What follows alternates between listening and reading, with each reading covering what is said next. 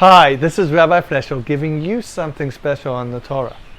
So this week I texted my friend asking him how fast he runs the mile. The reason being is because I've recently started running and he runs, but he's been running longer than me, and I really thought it'd be cool if I could improve my time and then actually go on a 5K run with him.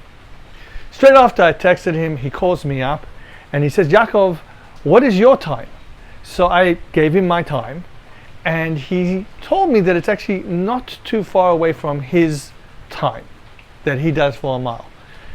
He also told me that his trainer felt that he could just accomplish so much more, but he's just holding himself back. So we get off the phone, he calls me about 25 minutes later and he says, I just went for a run and I absolutely beat the time that I'm normally doing. So this week's Torah portion tells us that we have to listen to judges, to the sages.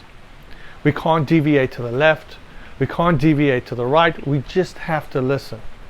But what happens if you disagree? Maybe you think they're wrong. So Torah says doesn't matter. You still have to listen.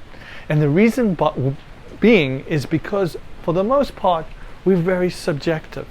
This particular friend of mine was so subjective in the way that he looked at his running that he didn't believe that he could accomplish so much more. He needed a mentor or a friend to show him that he could accomplish more. But we do it all the time.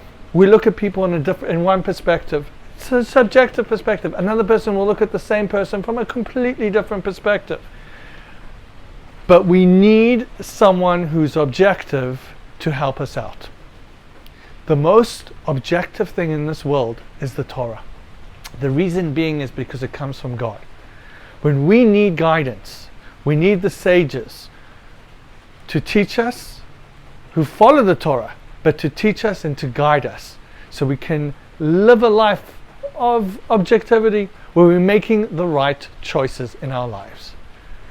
I'd like to wish everyone a fantastic Shabbat. Shabbat Shalom.